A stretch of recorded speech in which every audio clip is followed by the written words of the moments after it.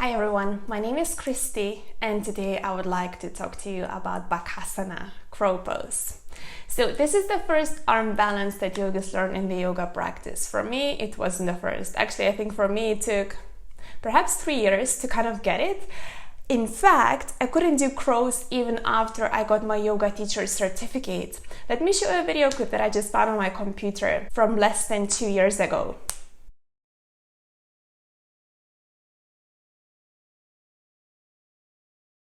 See, it was difficult. I hated it. I couldn't do it. But then I kind of thought to myself, what is it about it that I can't do it? So I just broke it down, continued practicing it, and now I love it. If you're struggling through the same that I was, I want to share this video with you and help you to get the crow.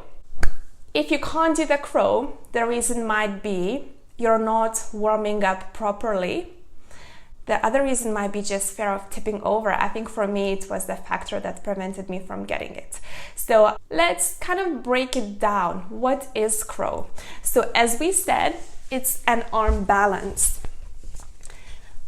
You have to have your fingers spread widely on the mat. Think about it. Your hands and your fingers are the only things that have contact with earth. So the wider your fingers are spread, the wider base you have for balance, so obviously the easier it is.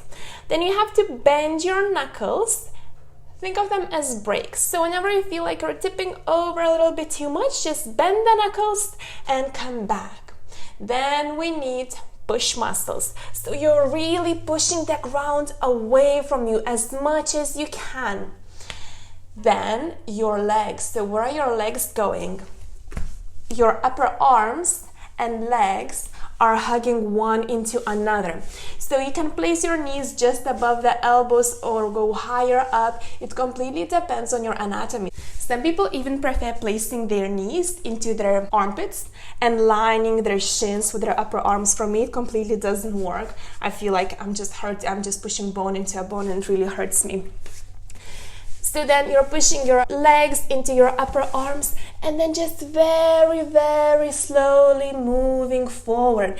You will feel your weight getting into your wrists and your hands more and more. You'll know that you're getting close, and then your feet will lift automatically, one at a time. So really don't try to kind of jump into it and come back. Jump into it and come back.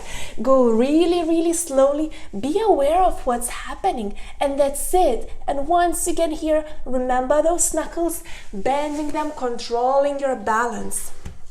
So now talking about the warm-up. As we said, first we have to work on the wrists. So just come into your tabletop, spread the fingers widely on the mat, shift your weight forward over the wrists, and then come back.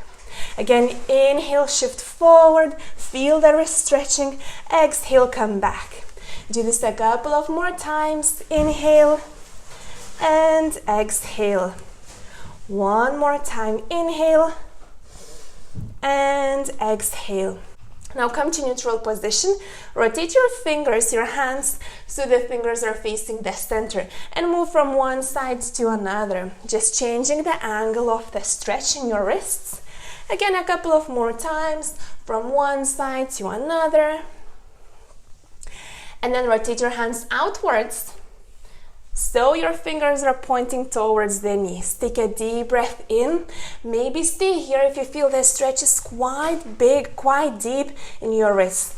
If you want a little bit more, sit back. And again, go just as much as you can without hurting your wrist. So you want that gentle sensation. And then come back. Maybe stay here again, or maybe just keep moving back and forth a couple of more times. And the last one. Good. Now rotate your hands back and place the top of your hands on the ground. Again, you can stay here or you can sit back. So now you're stretching the top of the wrists, moving back and forth very gently. And then release, placing your hands down. Sit down on your heels and shake your hands a little bit, maybe roll the wrists. That was perhaps quite intense. Depends on how deep you went. And then we'll go again back onto our hands, onto all fours in cat-cows. So hug your elbows in slightly. Push your hands down, rounding your back as much as you can. This is what you're doing in crow as well. You're pushing your hands down, rounding the back. Look at your belly here. You won't be looking at your belly in crow. In crow, you're looking just in front of you. Otherwise, you might roll over. Inhale, arch your back, look forward. Exhale, round the spine. So just bringing movement here into the spine. Inhale up. And exhale, round. One more time. Inhale for cow pose. Exhale for cat pose. And now we will just extend our legs. Lift them off the mat. Come into plank. Push your hands down. Round your upper back slightly. Keep your hips in line with the wrists. Just for a couple of more breaths.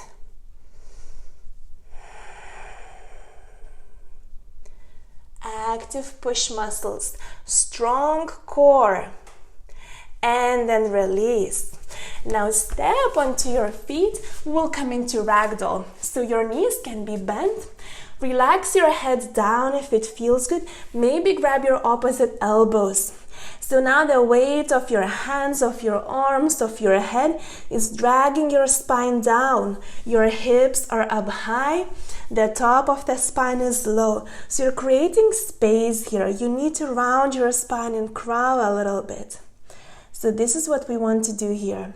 And then swing perhaps forward and back a little bit, feeling what it does for your hamstrings.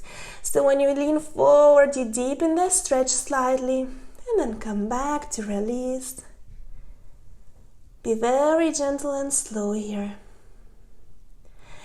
And finally, we will spread our feet wider, turn the toes outwards and sit down into Malasana Yogi Squat. You can then place the elbows inside the knees, your hands together, just opening those hips a little bit, your adductor muscles. Just a couple of more breaths. If this doesn't feel right for you, maybe your ankle flexibility prevents you from touching your heels to the ground and you find yourself here. Instead, you could just go into bound angle pose or Bakasana, having the soles of the feet touching, your hips on the ground, just releasing your knees down to the ground, maybe moving them up and down a little bit. And then you could round your spine to go even deeper. Just spending here 5 to 10 breaths.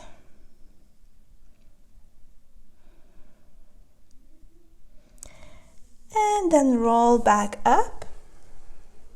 And we're ready for a crow. So let's go through this one more time. Fingers spread widely on the mat. Knuckles, your brakes. Have your hips high to start with, because this is where you have a lot of your weight, and when you balance, you want to have that weight on your balance foundation, which is your hands, so your hips will be just above your wrists. Then you're hugging your knees, your upper legs into your upper arms, squeezing one into another, slowly shifting your weight forward, lifting one leg, pushing your hands down, lifting another, looking down or just in front of you. Don't look behind you. I almost tipped over as I did. So that's it. Let me know if it was helpful and if you learned anything new. Please leave a comment below. Also, feel free to subscribe, share this video with your friends, give me a like, and I see you next time. Bye!